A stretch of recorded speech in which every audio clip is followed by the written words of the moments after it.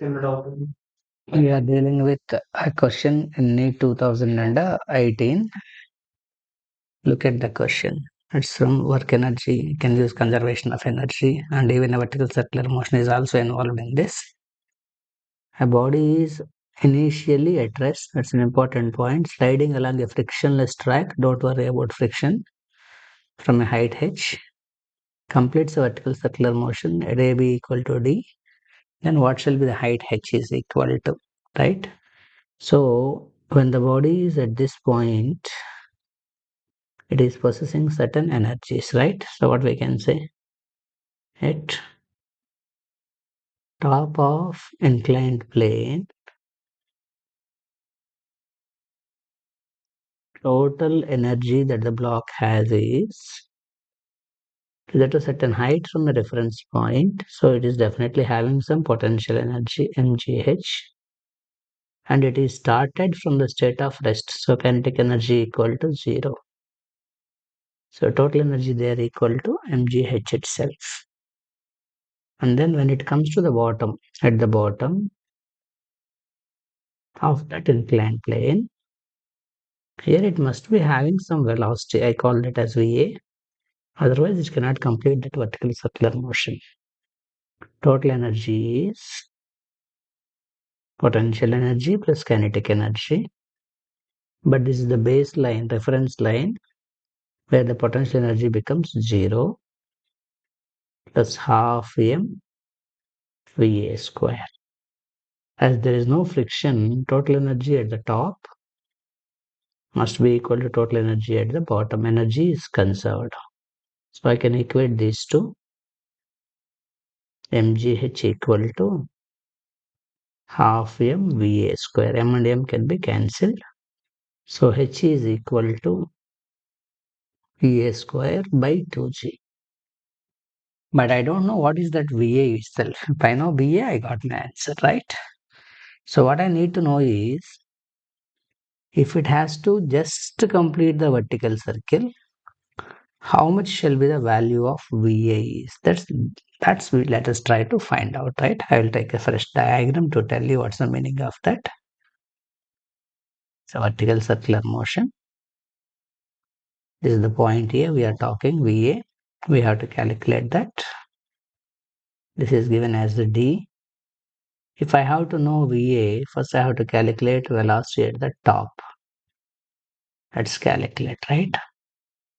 When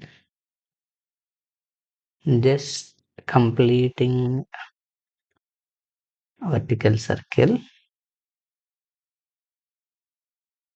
top, and the body is at the top, its weight is acting downward, its tension is also downward. So centripetal force mv square by r is mg plus t, because both are acting towards the center. For just completion, I need not have a tension because there is mg that is acting towards the center, which is providing a centripetal force. The wire's tension can become 0. So mv top square by r equal to mg. So v top square is rg. V at the top is root rg. These derivations we have made in the regular videos itself. But I'm just making this video independent of all that videos so that you can use this itself. Once you know velocity at the top, so I will draw the first diagram again for you. We have calculated velocity at the top as root rg, where r is the radius of the circle. I can calculate the velocity at the bottom by applying conservation of energy. Total energy at the bottom equal to total energy at the top. Total energy at the bottom is half m v bottom square. Total energy at the top is, it is at a certain height with reference to this line. How much height? Radius and radius, 2 radius. So mgh, height means 2r plus half m velocity top square. We have already calculated that as root rg, as the square is there, it is just rg. So all m's can be cancelled. Multiply this with 2. V bottom square, this 2 will go. This is 2Rg multiplied with 2, so it becomes 4Rg. This 2 also will go in the denominator, it becomes an Rg. So V bottom square is 5Rg. V bottom is root 5Rg. This is the standard derivation. In fact, velocity in the bottom of a vertical circle is root 5Rg.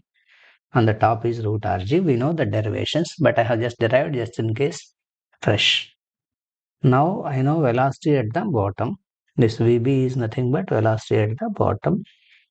Here point A is at the bottom. That implies height is V bottom square by 2g. V bottom square is root 5Rg whole square is 5Rg by 2g. So this is 5 into radius by 2. But he has given that this has diameter d. So radius can be written like diameter by 2. In the place of radius, I have just written diameter. By another 2 is there. So your answer is 5d by 4. That's the answer for the problem. That's how we solve the problem. We have done a lot of concepts to explain this problem. In fact, I had gone and derived all these formulas. I need not derive. I could have taken them for granted. But just to make you comfortable, I have derived all of them, right? So what I have done, first I have applied conservation of energy and find the height in terms of velocity at the bottom. As I don't know the velocity of the bottom, first I have calculated the velocity at top. Using the velocity at the top and using the velocity conservation of energy, I have calculated the velocity at the bottom. And again, I have substituted that value here so that I got an answer 5d by 4. This is how we have to solve this problem.